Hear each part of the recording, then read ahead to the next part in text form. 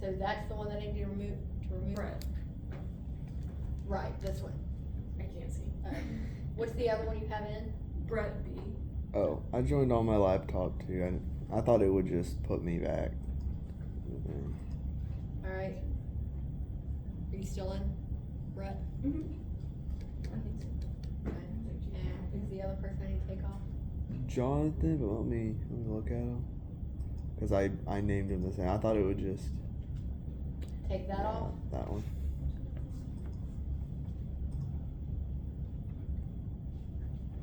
It still saying that I'm answering, but I've answered. Just gotta refresh it. And this should just apply, I don't know. If you just refresh your screen, you have to re-answer the question, but it'll fix it. Me? Refresh your screen, Yeah. It doesn't sound and everything's crazy. Alright, which of the following components of the blood plays an important role in the body's defense system? Okay, without looking at these answers, what would you tell somebody? White blood. White blood cells, okay? This goes back to medical terminology. Leuco means white. So, you know leuco means white, you know what we're talking about, and then cyte means cell. So leukocyte means white blood cell. If you remember the phrase, never let monkeys eat bananas, you'll remember the 5 types of white blood cells. Neutrophils, lymphocytes, eosinophils, never let monkeys eat, never let monkeys, monocytes, and basophils. Okay, never let monkeys eat bananas, those are your 5 types of white blood cells.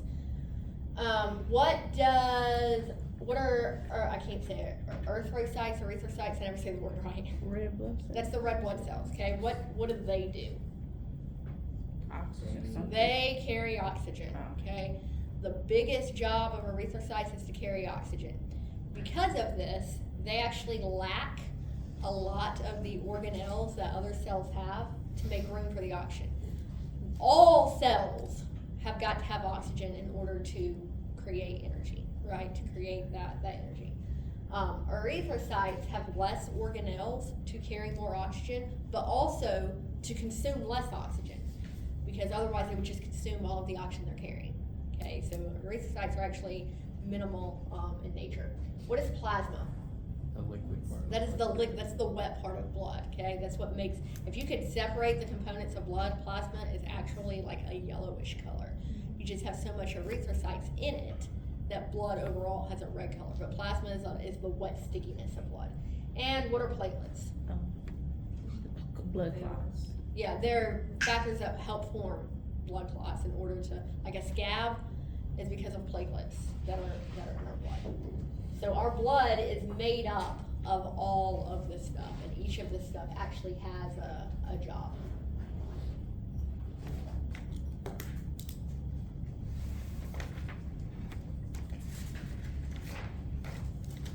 I have a question. I think she answered it, but I can't remember. So if I am a certified phlebotomist and a medical assistant, can I draw blood like when we do clinicals or no? No. Because you are only That's acting in the EMT capacity.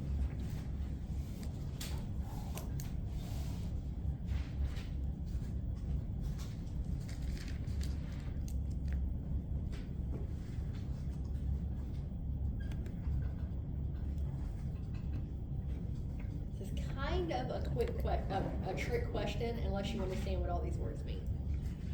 It can be tricky until you understand exactly what all these words mean.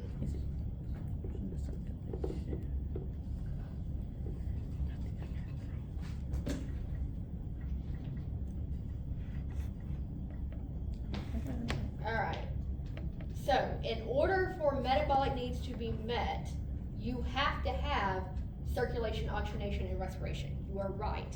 But all 3 of those things together is known as perfusion. So to meet metabolic needs, perfusion has to take. All circulation is saying blood is going round and round, right? But if the blood that's going round and round is not getting oxygenated, then all you have is blood circling the body, right? So all 3 of these together are going to create perfusion. So to meet metabolic needs, perfusion has to take place. That's what I'm saying. It's kind of a trick question unless you understand the exact definition of the words. By the way, the term shock means hypoperfusion, okay? Hypo meaning low, okay, perfusion meaning exactly what this is, the meaning of metabolic needs. Circulation is the blood moving around. What do we say oxygenation is? Something about breathing. Actually, no. Oh. No. Actually getting oxygen into the cells, okay? Whether you do it through ventilation or whether you do it through a non-rebreather, BVM, or whatever the case may be. And respiration is the actual gas exchange itself.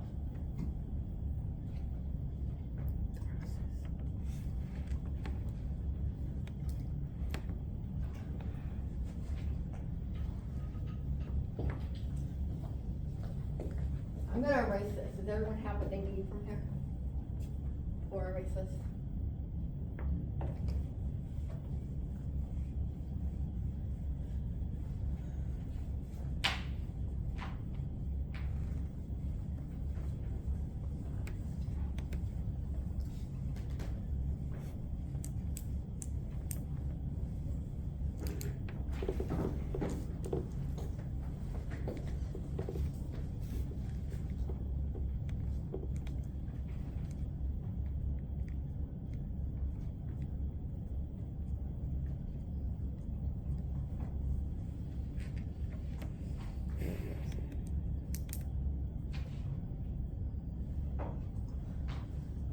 Alright.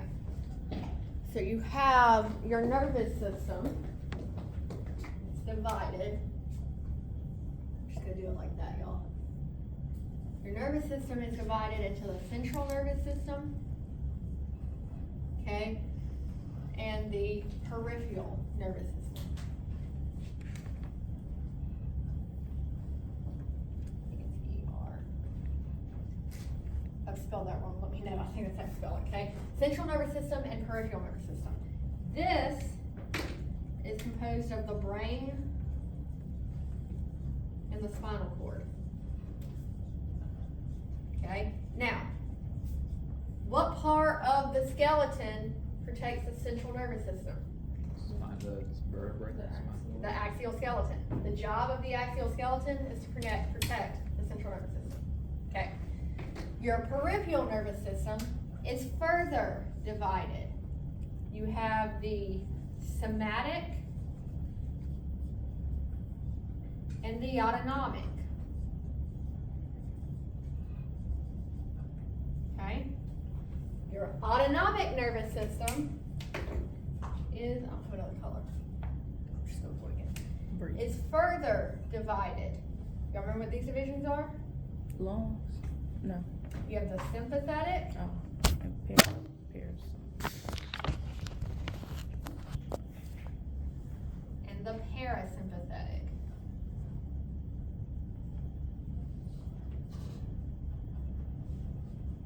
Okay, so this is central nervous system is brain and spinal cord. Peripheral nervous system is like everything else. Your nerves that go out to the body and come back to the body. Okay, but this is where the processing of that information is taking place in the brain and it's getting there through the spinal cord. Somatic nervous system is going to control all of your voluntary movements. Okay, you stand up, you sit down, you roll over in bed, you take a drink. Anything that you are consciously controlling that you decide to do, it falls under the somatic nervous system. Okay, anything that you do not have control over is automatically done under the autonomic nervous system. Okay, so like you cannot eat you can choose to eat a meal, that would be a somatic nervous system, but you cannot choose whether or not you digest that meal. It automatically happens through the autonomic nervous system. Okay, you can't just say, oh, I don't want my stomach to digest that apple. Like it's just gonna do it, right? Your heart rate, your blood pressure, all of that stuff is controlled by the autonomic nervous system. That is further divided into sympathetic and parasympathetic.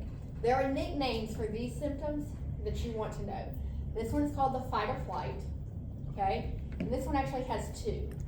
Either the rest and digest or the feed and breathe, okay? They both are considered the parasympathetic nervous system. So how do I remember these? This is gonna be in response to a stressor. I always use the bear in a wood scenario. I like to hike, my kids and I like to hike.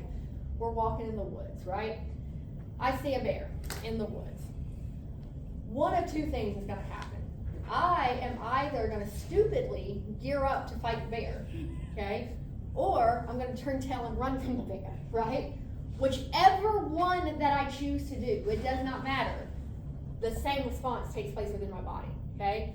I need more oxygen because I'm gonna need more energy. So what do you think is gonna happen to my heart rate? It's gonna go up, so I'm pumping more blood out, right? But because I'm pumping more blood out, my respiratory rate's also gonna go up. I also want to be able to take in all of my surroundings. If I'm running from the bear, I wanna see the tree root in the ground that I might trip over. My pupils are gonna dilate, right? When I see the bear and I get ready to run or fight the bear, I'm definitely not gonna sit down and go to the bathroom. I'm definitely not gonna, eat a bowl of soup or whatever, right? So digestive processes slow. Those types of processes slow, okay? And that's because, this is the stress response. This is what happens. It's the fight or flight. Parasympathetic works opposite of the sympathetic. This is what you do in in a relaxed state, i.e. feed or breathe, rest and digest, okay? You're enjoying a meal, you're taking a nap, all those functions being controlled by the parasympathetic nervous system. Another way I remember this one, somebody calls 911, right? They're having the worst day of their life. They're freaking out, oh my goodness, what am I gonna do? Call 911, I need a paramedic here, okay? Your paramedic is gonna show up and they're cool, calm and collected. Even though you're having the emergency, the paramedic is relaxed, calm, I got this, right? Your parasympathetic nervous system is the same way. It's the calm, the relaxing part of the system. But they work in opposites of each other to control things.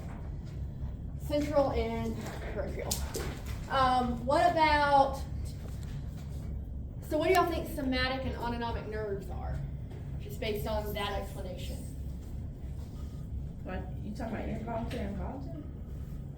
That's exactly, that's what they are. So the information that travels to and from your brain, you have receptive nerves and you have, but nerves that send down information and nerves that receive information, okay?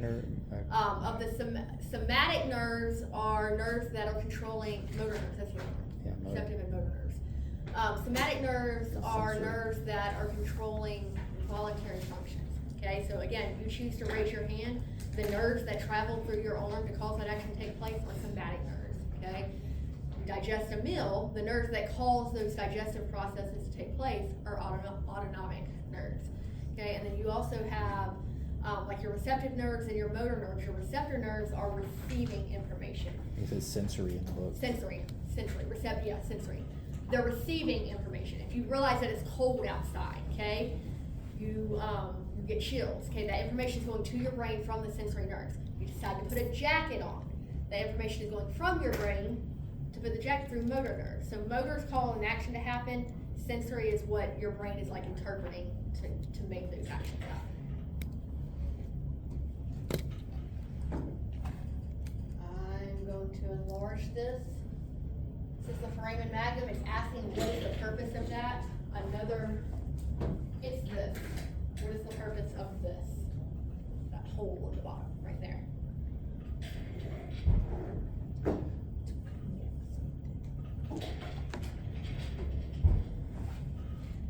While we're working on this, another side note, has nothing to do with anything, but I don't like murder mystery, or I don't like scary movies, but I happen to know this.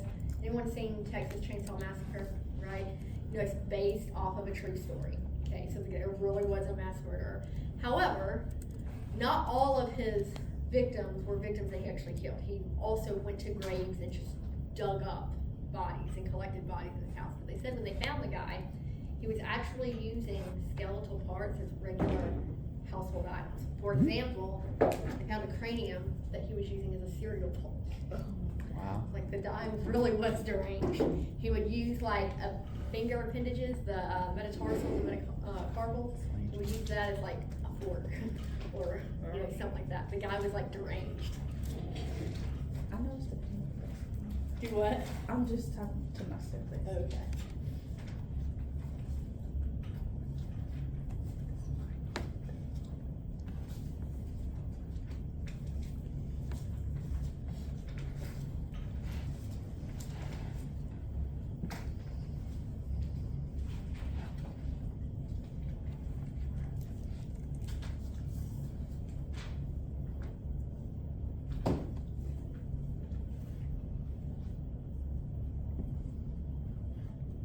do you hold this class every Friday for us or every Friday before? Every Friday before test.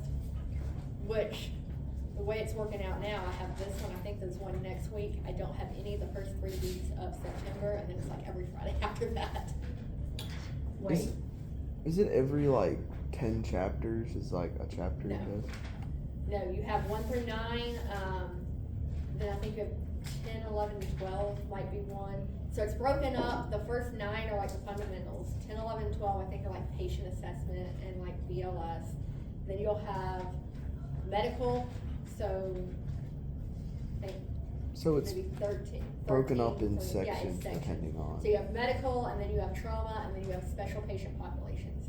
And then you have like ICS, which is incident command, and like mass casualty and things like that. So the whole book is broken up. Matter of fact, it might even correspond with the sections in your book, I think if it I'm not does. mistaken. I think the module exams correspond with the sections in the book. the one for next week you holding, is it for us too? It's for the Harrison County. They're taking the same test y'all are taking, but y'all take the test on Thursday. They don't take it till the following Monday. Oh, So it's the same thing, but because that's the Friday before their test, I'm doing it on next Friday as well. gotcha. Oh, okay, excuse me, this is fill in the blank. We're on the right track. It is actually, yes, so you have the brainstem and the brain and the brainstem that are in the cranium, and it connects it to the spinal cord. It's an exit route from the brainstem to go to the spinal cord. So you have one continuous, piece of anatomy, for lack of better terms. But that is the exit route for it's called the foramen magnum. This is really important understanding this, because when you get to trauma, there are certain types of head trauma, you know, like, I don't know, you break an arm or something like that, it swells, right? Your tissue can stretch when it swells. This doesn't stretch. So when you injure the brain and the brain starts to swell, the only place for the tissue that's swelling to come out is through here. It can be really, really, really bad for your patient. But there are specific signs of that happening, and y'all get that down when you cover trauma. That is the exit route for the brain and the spinal cord to connect, or this brain and the brainstem to connect to the spinal cord. So connect the spine and brainstem. It's an exit route where the brainstem connects to the spinal cord. The foramen magnum. It's the hole at the base of the skull. It's an exit route for the brainstem to connect to the spinal cord. I'm gonna make this larger for y'all. The occipital lobe.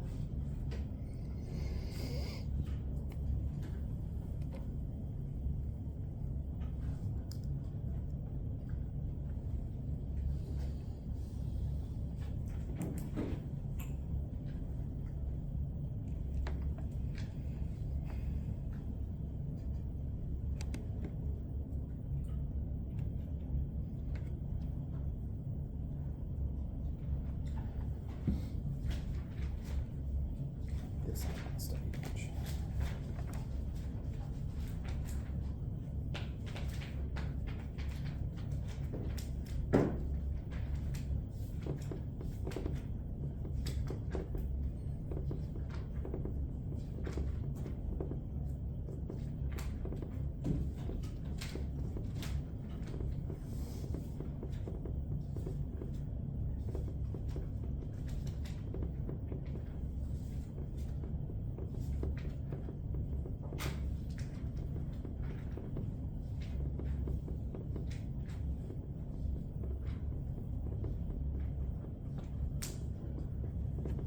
Did we get it? Three. Let's see which one is three. Yes, so that is the occipital lobe. Which one is this one? Frontal. This is the frontal Frontal. part right here. Okay, which one is this one? Parietal. This is parietal. What is parietal? Oh, temporal. Okay. Okay, temporal, you get a headache, you rub your temples, for the temporal lobe of that. You have frontal, occipital, parietal, temporal. Okay. That's what this one's saying. You have 3 divisions of the brain. 2 of them are here. You got brainstem and cerebellum. What is all of that called? Cerebrum. Cerebrum. Cerebrum. Cerebrum. All of this is the cerebrum. That is the brainstem. That is the cerebellum. Okay. The cerebrum is responsible for like your personality, higher thinking, reasoning, speech, your senses, your vision, your memory. The cerebrum is what the average person thinks of when they think of a brain, okay? If you were to tell someone to picture a brain, and they picture like the folded tissue with all, that's what they're thinking of, is the cerebrum. Most of your functions are like done with the cerebrum. Your personality, all of that's done with the cerebrum. This is the cerebellum. What does this do? Coordination and balance, okay? Always remember with some alliteration, the cerebellum helps the ballerina balance, okay?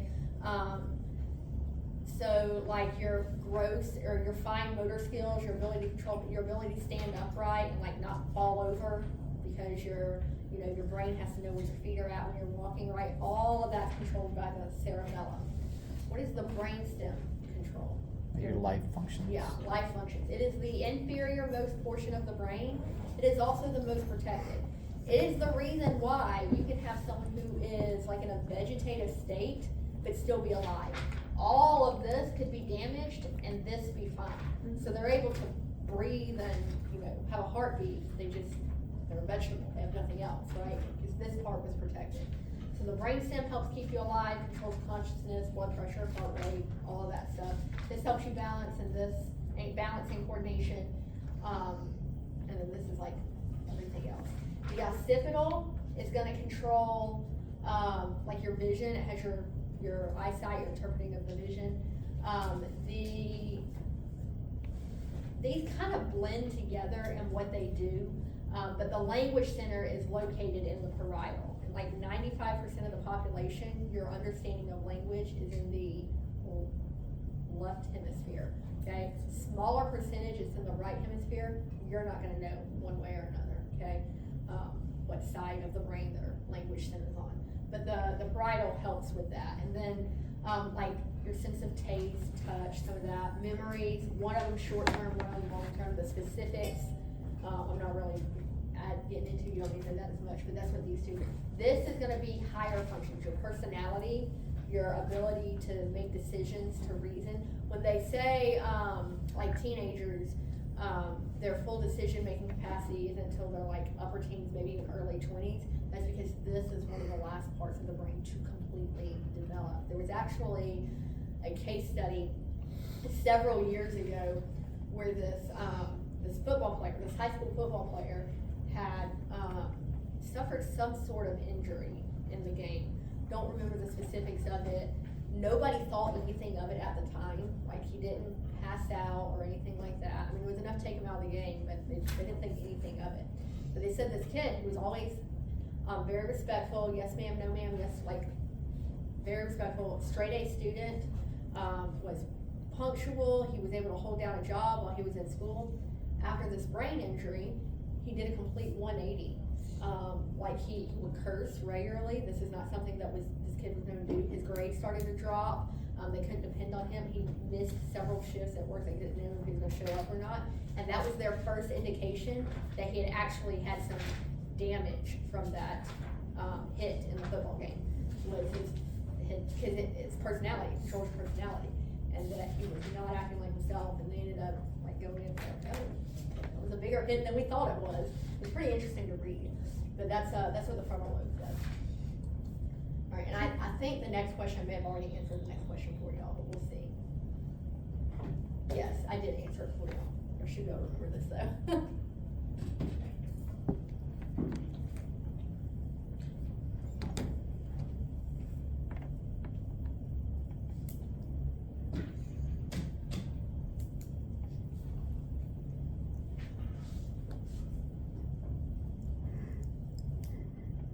I didn't kind of understand when it was like, I think the left lobe of the brain controls the right side or something like that. You have contralateral control, so your left hemisphere controls the right side of the body and the right hemisphere controls the left. Basically what happens when these nerves travel, okay, so you have your brain sitting in here, right? All of the nerves have got to come through the foramen magnum of the spinal cord, through the brainstem. When they come, all of these nerves are traveling, and they come, but they come over here. They cross over. All of these nerves over here are traveling, and they come, but they come to this side of the brain. So basically. Now, in the brain stem, they can, like when you're having a stroke, they can have deficits on both sides of the body, because this is where they cross and the brain stem is right there. But like if they're having a stroke in this part of the brain, this part of the body is affected because it's the same nerves, they cross over right through here as they're coming through the brain. Through So the opposite sides. Yeah, they have, they're on opposite sides of the body. Somebody still got it wrong. I just didn't- gave y'all the answer. I thought I put cerebellum on there, but I Which guess brings not. me, and I'm glad, it brings me to a good point. When y'all are testing, there is no going back and changing your answer, okay? And we do that because registry does that. Registry is timed, okay? Now, I say that, don't freak out over that. I've never heard of anyone failing registry because they ran out of time, okay? But registry is timed, and when you answer a question, it does not let you go back and change your answer, okay? So you wanna know when you answer that, and it kind of works to your benefit, because studies show that when people go back and change their answers, they're more likely to get it wrong anyway. They go with their gut instinct, they probably had it right. But registry's not gonna let you change your answer. The tests that y'all take are the same way. They're timed, and they're not gonna let you change your answer. Once you click it, you're moving to the next question. But pay attention to what you're clicking, So okay? it is on the computer. Hmm? That's Yeah, what it is on the computer. You guys will, Harrison County will be down here. Y'all have a computer, I don't know where it's at, but Tracy knows where it's at. And then read the question. Like not, should, may, always, those types of words mean things, okay? There are very few things that are always. There are very few things that are never. So if you're seeing those in like your answer choices, that means there is not an exception, okay? So like consider that stuff when you're answering your questions. All right, what's next? I think you answered this for us earlier.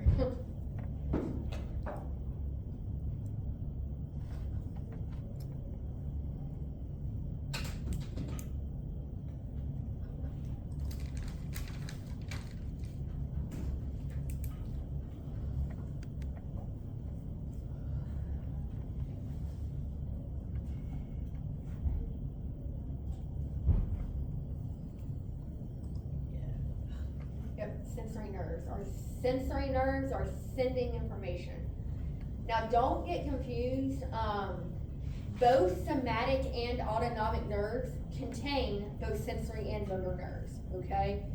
Somatic sensory nerves are, again, sending information to your brain, whereas somatic motor nerves are telling you is what's causing that movement to take place. Autonomic sensory nerves is, like, hey, I'm hungry, okay? That's that you're sensing something and your brain's interpreting that. And then when you eat something, the digestion that's taking place, that would be an autonomic motor nerve. So both somatic and autonomic have both sensory and motor nerves. They don't exist independently of each other. These are subdivisions of these.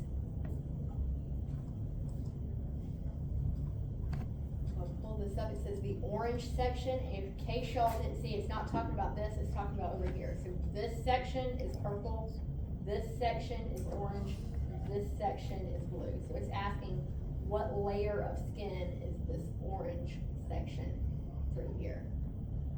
It's not talking about these colors, it's talking about these colors.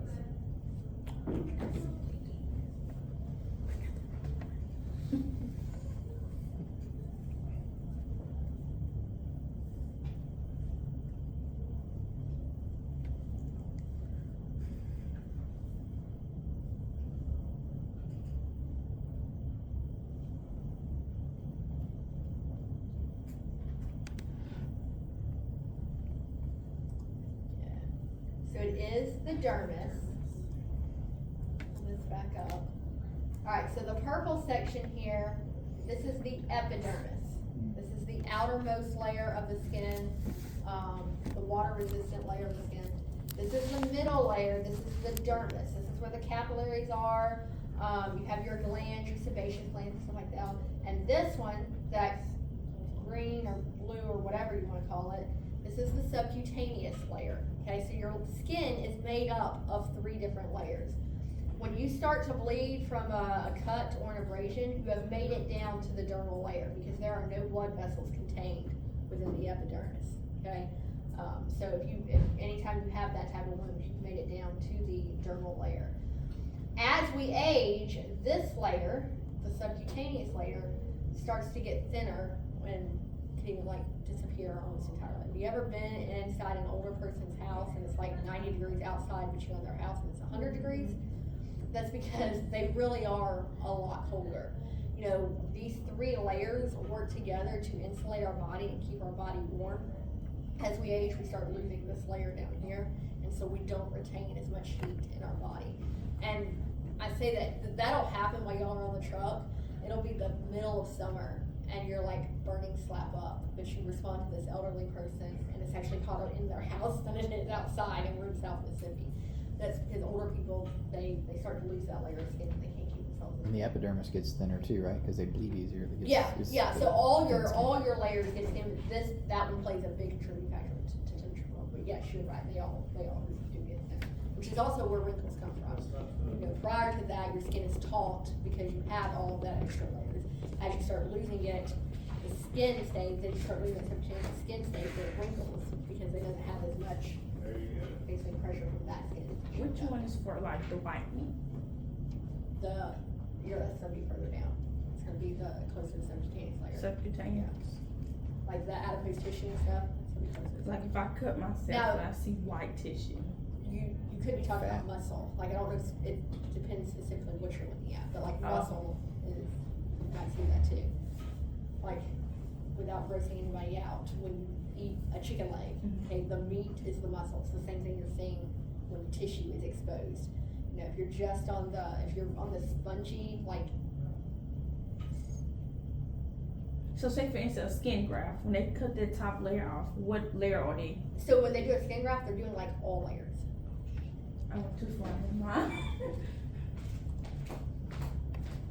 And then this isn't a layer of skin, by the way. This is the sebaceous. Don't get sebaceous glands and subcutaneous stuff. The sebaceous glands is this stuff through here. That's like you secrete oil and sweat. All that comes from sebaceous glands. That's not a layer of skin. That is a component of skin.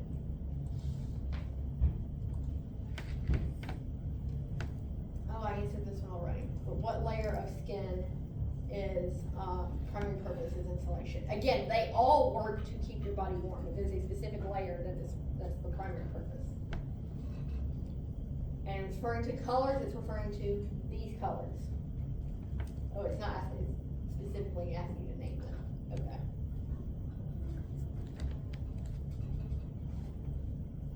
Oh, I had color on that.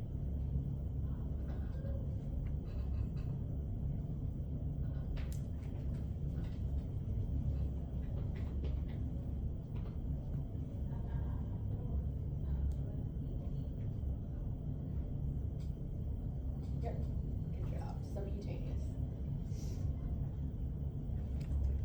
Alright.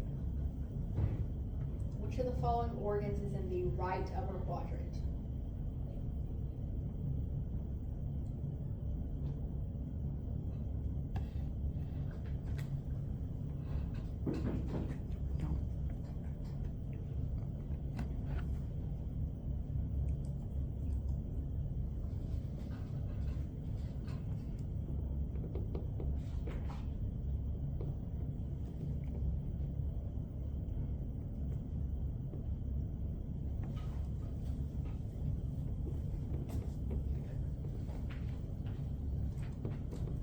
Good. Here's how I remember this one, y'all. It used to confuse me all the time. Look at the word liver. The liver lives in the right. If you remember it that way, that's how I remember it. So your liver is in the right upper quadrant, it lives in the right. Where's the spleen? The left upper quadrant. What about the pancreas? Right, it's in the left upper. So it actually sits like between the two, okay? It goes across the two quadrants, and you have part of it in the left and part of it in the right. And then your kidneys, they're actually retroperitoneal. They're not even in the,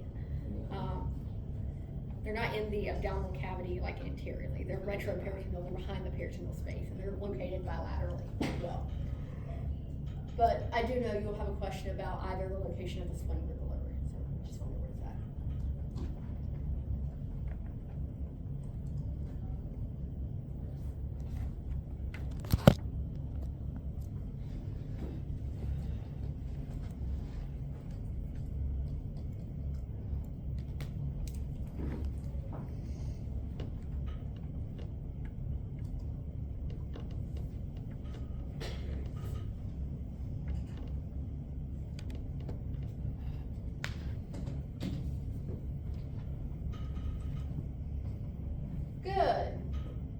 down right. So the endocrine system controls body functions and hormones. What system does it work very closely with?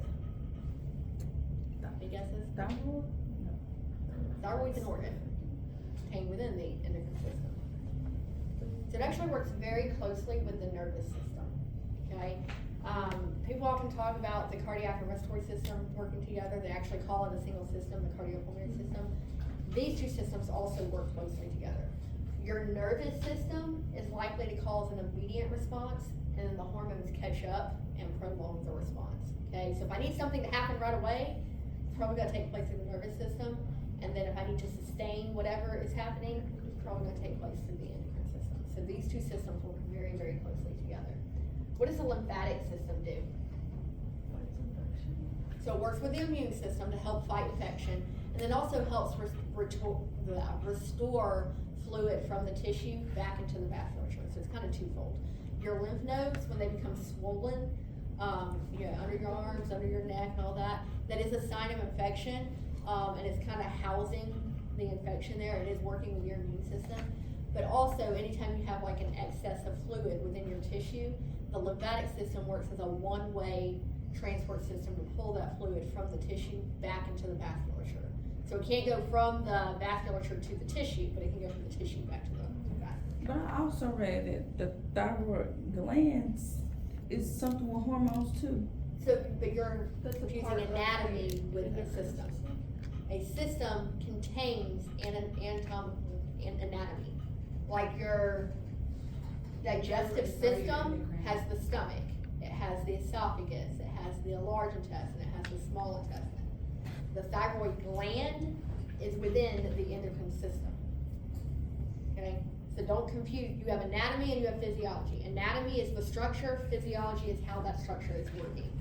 The system is made up of multiple anatomical parts to achieve a purpose. Make sense? I mean, I understand that thyroid is a part of the endocrine now, but I mean. It's a part of it's helping the endocrine system do what the endocrine system needs to do. Like, I cannot point to a single organ and call it the endocrine system. Right. I have to point to a collection of organs. The thyroid gland is one of those organs.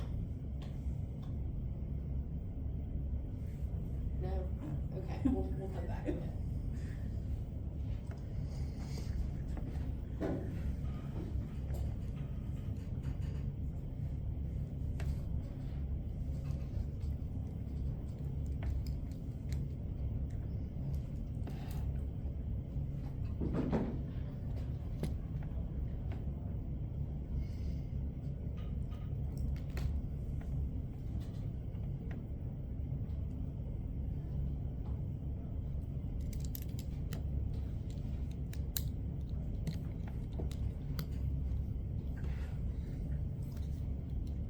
Good, most of us got it right. So your urinary system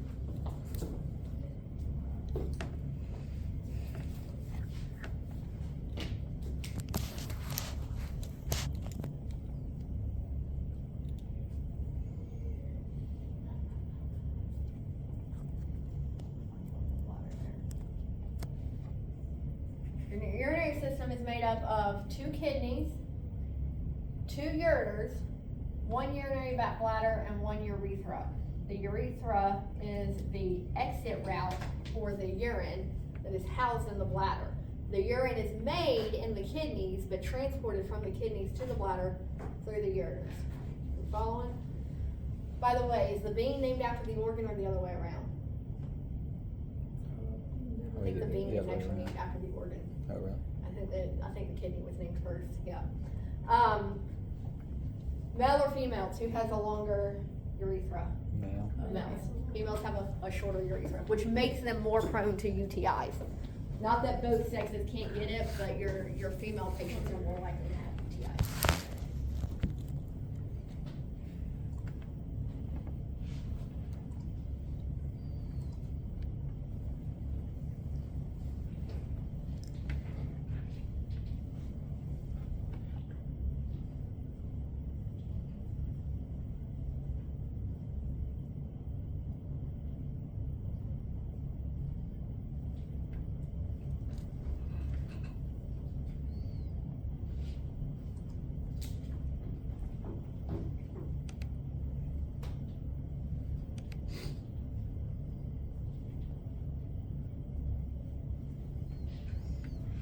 I do, cause I went through NIFA too. I do kind of understand way more in this class than I did with NIFA. So it's like I You went through NIMSA? Yes. How long is that program? Kind of the same from like, I think I started in September and it posted on like 4 months, but they break theirs up into EMT 1 and EMT 2, and I failed EMT 1, so I didn't even get to EMT 2. Yeah, just clean it up and turn out the light and shut it. Was it the rush class? Like the. No, that's AMT. I failed rush because I didn't understand nothing. This is mostly online too, isn't it? They don't have any. We have like one day and I was driving to New Orleans. It's online.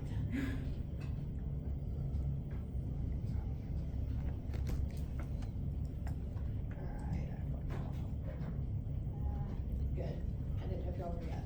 ATP is not a waste product. It is a product of metabolism, but it's the desired product, not the waste product. Waste product means something that we are getting rid of, essentially.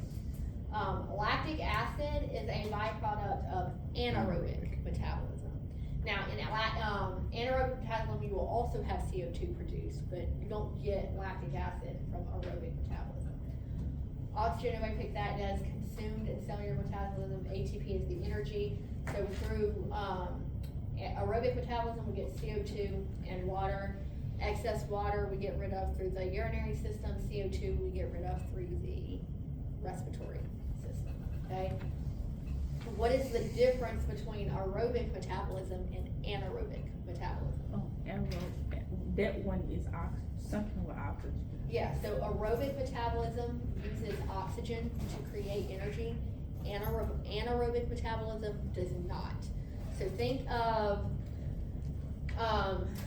like, I used to run the Biloxi Ocean Springs Bridge, right? Right now I just want to try to run the bridge anymore, it's too much. You run that bridge, or you go to the gym, work out, do whatever, any sort of physical activity, right? After a period of time, your muscles, your body's working, right? It's requiring more oxygen than what you're actually consuming, or what you're actually bringing in. Well, your body can't just shut down because you're not bringing in enough oxygen, right? So it's got to be able to switch and be able to make energy in the absence of oxygen. In the short term, such as working out, that's fine. We can manage because we have enough reserves from aerobic metabolism. In the long term, such as you're in septic shock and you're sick, you deplete all those reserves, and then that's when it starts to become deadly and like can kill your patient, right? Aerobic metabolism makes, it's either 32 or 36 molecules of ATP. I don't remember the exact number, but it's in the 30s. It's 32 to 36. Anaerobic metabolism is like 2 to 4. Okay, so you're like 16 times higher with aerobic metabolism. We don't use right away all of the oxygen that we make in aerobic metabolism. We store, not oxygen, energy. We store some of that energy. That's the reserves that we call on when we don't have enough oxygen. So between anaerobic metabolism and those reserves, we can still function, okay? So it's way more efficient, aerobic metabolism is than anaerobic metabolism.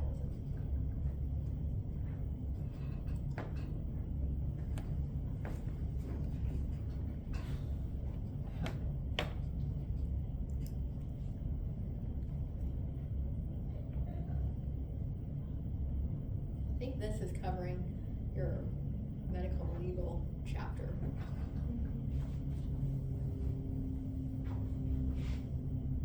I'm trying to remember what question, because this is a trick question. I'm trying to remember what question is in reference to. This was a life mechanic. What chapter is the medical legal chapter for y'all? I think it's 2. Yeah, it's early. Yeah, 2 is workforce safety and wellness. Okay, it might be. It also might be, where's the legal chapter, medical legal? Yeah, 3 is medical, Might be legal, and that. ethical. So all of these can be like not good, right? But I think there's one of them that it specifically says if this is occurring, it's a hostile work environment. Mm-hmm. And obviously it's the touching, wearing, talking about body parts. But this other stuff isn't supposed to happen in a work environment either. Quid pro quo, what is that? Asking for favor. This for that, right? You do this for me, I do this for you. Which these two are the same thing. But none of them are allowed in the workplace environment. If you wanna look that up, I think it specifically says like a hostile work environment is, and that's where this question is coming from.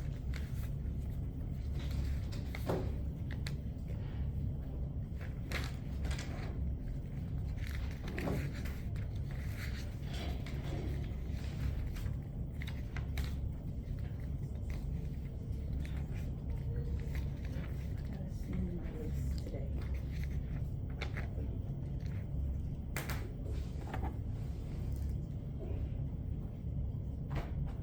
Well, they There are two types of sexual harassment: quid pro quo, which the harasser requests sexual favors in exchange for something else, such as a promotion, and hostile work environment: jokes, touching, leering, requests for a date, talking about body Okay, parts. yeah, so, which brings me to another test taking tip. This means this, these two are the same thing. Like this is just the term that describes this. So when you're taking a test and two of the answers mean the same thing, but you can only select one answer, that's probably not the answer, okay? Because they're both, if that was the answer, they would both be right.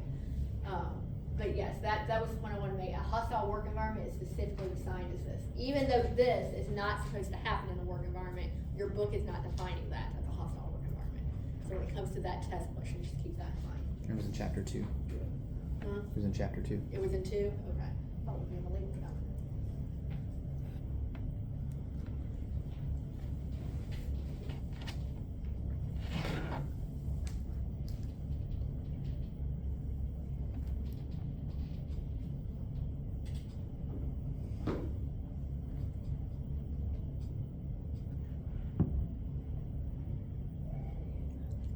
Thank you, Spider-Man.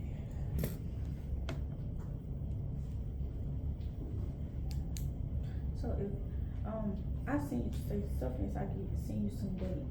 And last time I checked, whenever they responded to a call, he was actually with another paramedic. They won't put me with him if they can have a paramedic with him. Correct.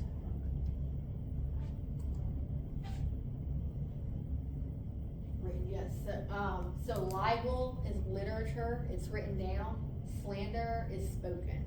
So, defamation can either be libel or slander, but literature is the written form, or libel's the written form, and slander is the spoken form. What is this? Abandonment. Leaving the patient. Or transfer care to something lower than your. Yeah, to a lower level, or no transfer care at all. So like, if you take your patient to the hospital, right? And you don't give report to the nurse, you give report to the CNA, and something happens to that patient, you can be charged with abandonment, because the CNA is not trained to the same level that you're trained. As a paramedic, if I'm treating a patient and I turn my patient over to an EMT and something happens to that patient, I can be charged with abandonment, because an EMT is not trained at the same level. What is battery? Physically like assaulting. So you have assault and you have battery. They're closely related, but there is a difference in the two. Assault is the physical contact. Battery is the threat of it. Yeah. It's the other way I have it around. backwards, okay, I have Yeah. it backwards. One of them's the physical contact and one of them is the threat of it, okay? So you can't have one without the other. So assault is threat and battery is touching. Yes. Y'all are good, y'all are quick to correct me, I like that. Alright, what's next?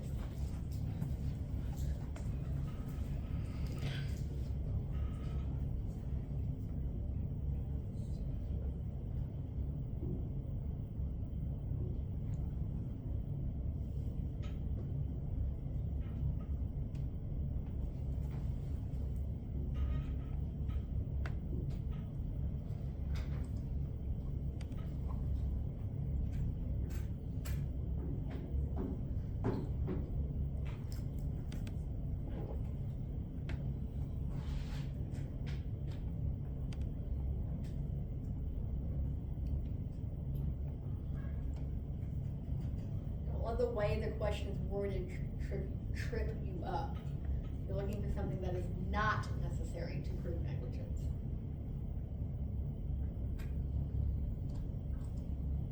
Alright, so to prove negligence, you do not need abandonment. You do need all of these other things, okay? So negligence, to prove negligence, you have to have a duty to act. What does that mean? Like you were dispatched. You are you said. required to render aid or render care, okay? So if I am off duty at heading home and I see a car wreck, do I have a duty to act? No. In the state of Mississippi, no. That is a very statewide thing. There are some states that not only do you have a duty to act, like you're required to have some sort of identification on your vehicle that you are a first responder. Mississippi's not one of them, okay? But if you have a duty to act and you don't act, we might potentially have a negligence case, okay? So if you're dispatched to a call, you have a duty to act, okay? What is a breach of duty? What does that mean? I have to have that to prove negligence. You didn't do what you were supposed to do, or what Yeah, you you were trying either to do. didn't do what you were supposed to do, or you did something, but you did it incorrectly. So for example, I'm supposed to do CPR on a patient in cardiac arrest, right? What compression to ventilation ratio should I have? 30 to 2. 30 to 2. What if I only do 12 to 2? That's a Okay, I could potentially have a breach of duty, because yes, I did do CPR, right? But I did not do it to the standard that I was expected to do it. That would be a breach of duty, okay? What's damages? Something bad Something happens, results right? of it, yeah. So I'm dispatched to a cardiac arrest and the person dies. That's damages, right? But dead. you also have to have causation. Did my breach of duty cause those damages, okay? In a case of cardiac arrest, they're likely to die anyway, okay? So it's hard to prove causation in those, but that's the other thing. Is your breach of duty what caused the damages? You have a breach of duty and you have damages, but if your breach of duty didn't cause the damages, there's still no negligence case, okay? Those 4 things are necessary to prove negligence, okay? You'll have a question in some form or fashion over negligence and what's needed and what's not needed. Abandonment is still something that you can get in trouble for, and specifically, it could be a breach of duty that results in negligence, but you don't have to prove abandonment to prove negligence, okay? You would be proving a breach of duty if you proved abandonment, but the abandonment itself is not what has to be proven, it has to be there to prove negligence.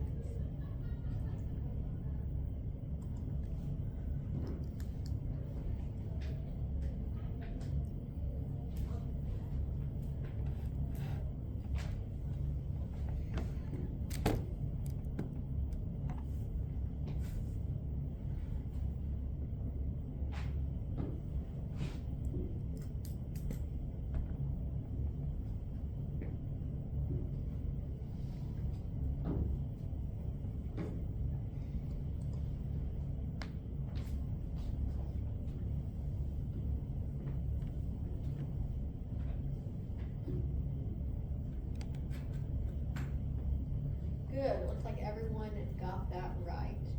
Okay, so to treat patients, we have to have consent to treat them. In some cases though, that consent's not necessary because the patient cannot have decision-making capacity. As in the case here, the patient who's unable to make decisions for him or herself, okay? So you have a patient who is having a heart attack. I've had this happen before.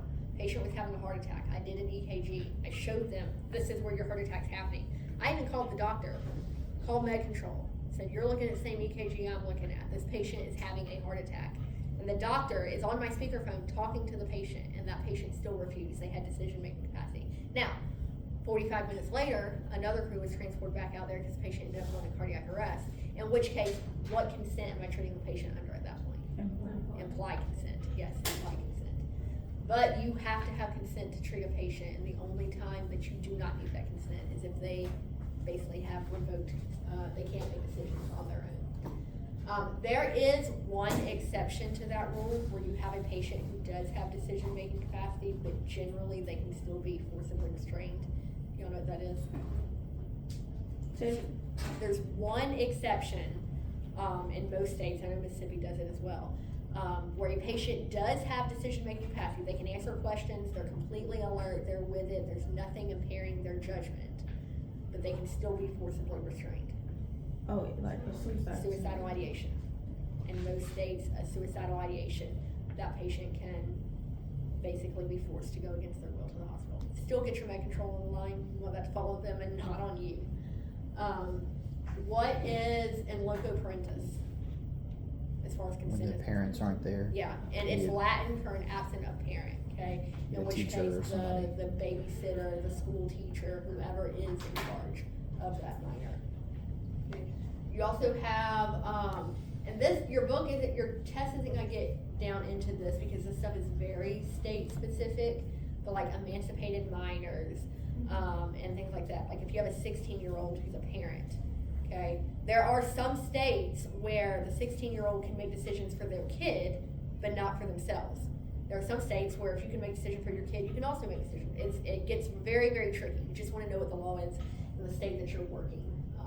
Emancipated minors they have been declared by a judge, even though you are under the age of 18, that you have basically full capacity over yourself and you don't have to have a legal guardian. On that, I do want to stress this.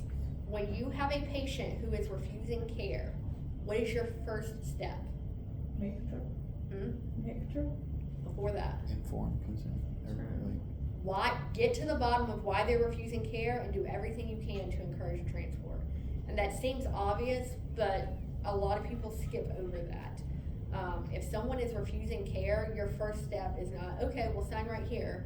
No, why don't you want to go to the hospital?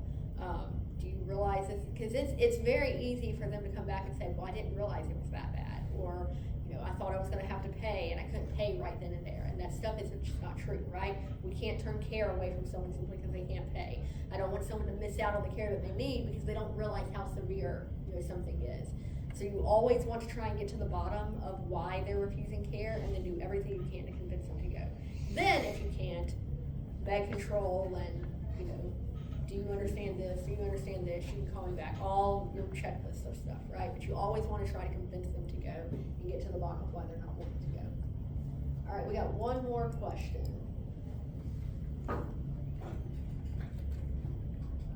Will a BLS truck get transported to a not cardiac arrest, a heart attack? In the rear, they should. I don't see why not, but it depends on where you're working. Hafford runs BLS and ALS trucks. So if you're the closest unit, then yeah, you just gotta call for that ALS because you can't do everything that they can do for So it. you get dispatched out, but you still don't have to call it back out? If you're in a car, if you're the closest unit, I don't wanna wait. If you're 10 minutes away and I'm 20 minutes away. Right. Instead of sending me and not sending you, they're in cardiac arrest for 20 minutes versus I send you, you start CPR, the process going, and then I show up and I continue. Got it.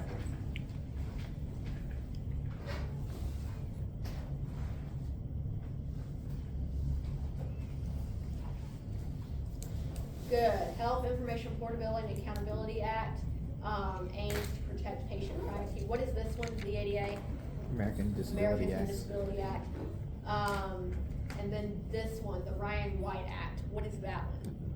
That is the one, I think it's 1991, it's early 90s, I'm pretty sure it's 91, where if you are treating a patient and you become exposed to something, like you get, a needle stick or something like that, right? Prior to this act, they did not have to tell you if that patient had a communicable disease. Like if you had an accidental needle stick and the patient had AIDS, right?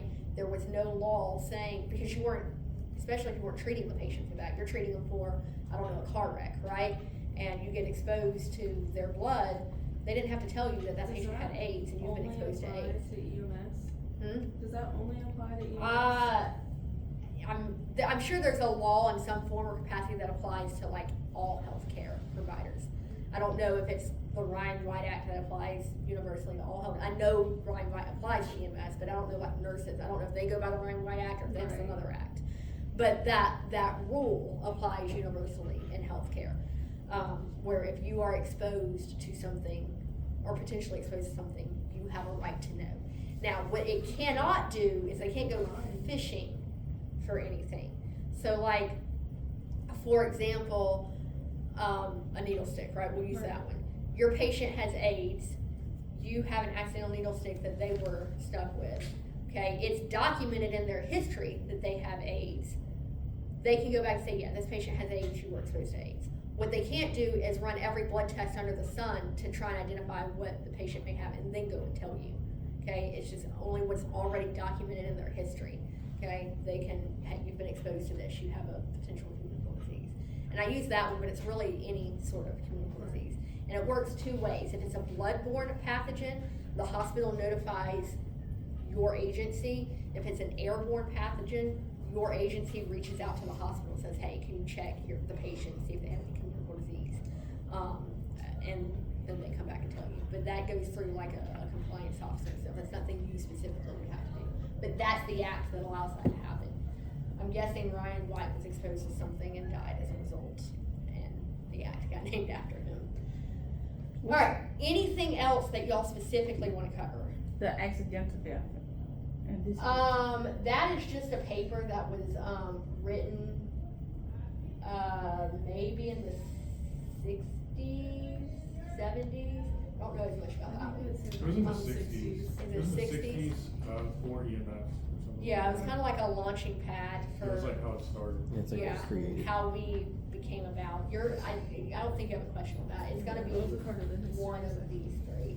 Okay. This may have to do with how we actually fall under the DOT and not, what's the other one, Department of Health or Human Resources, whatever. We fall under the DOT, EMS falls under the DOT because the kickstart for EMS is, hey, all these people are driving cars and they're getting in wrecks, and if we could keep them alive instead of letting them die on scene, maybe we wouldn't have as many fatalities, right? And thus was born modern EMS. I pulled all of these, y'all, when I wrote this, I was looking at your test, so in some form or fashion, I basically rewrote some of the questions. Also, your study guides. Your study guides will help a lot on your test. Now, I do know the study guide was written a while ago, and the content is still the same. I don't know if the page numbers match up, because I don't know if the book has changed. Okay, I don't know if the book has changed since the study guide was written, but the content is still the same. I hope it helps. Y'all can tell me if it helps after you test next Thursday, but I will post this on Canvas for y'all. No problem.